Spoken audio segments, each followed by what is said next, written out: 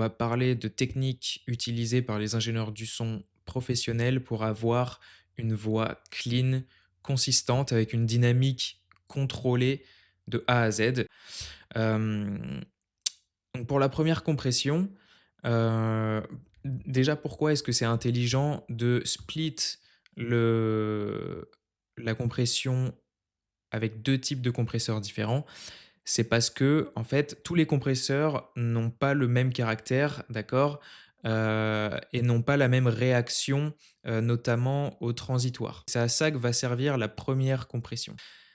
Bah, parce que vous allez pas avoir cette fameuse voix, comme on dit, in your face, c'est-à-dire bien en avant, bien intelligible, bien compréhensible, punchy, tout ce que vous voulez. Donc c'est très important d'aller contrôler en premier les pics, de la voix. Les compresseurs, AFET et les compresseurs AVCA, ce sont les compresseurs qui ont les réglages d'attaque et de release les plus rapides. Ça veut dire qu'ils répondent très bien au transitoire d'une voix. Moi, personnellement, ce que j'aime faire, c'est d'utiliser un compresseur AFET et le plus connu, des compresseurs AFET, c'est tout simplement le 1176.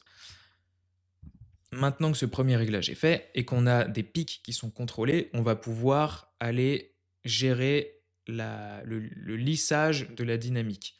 Et c'est là où on va avoir une dynamique contrôlée et une voix bien consistante, puisqu'on va avoir un niveau lissé.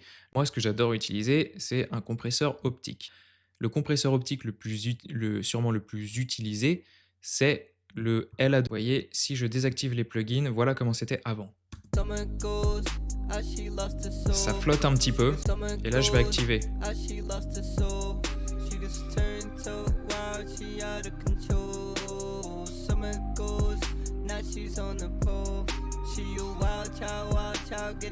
Et là on est sur quelque chose de beaucoup plus constant, beaucoup plus consistant et plus linéaire, sans pour autant tomber dans des extrêmes où on irait complètement flinguer la dynamique.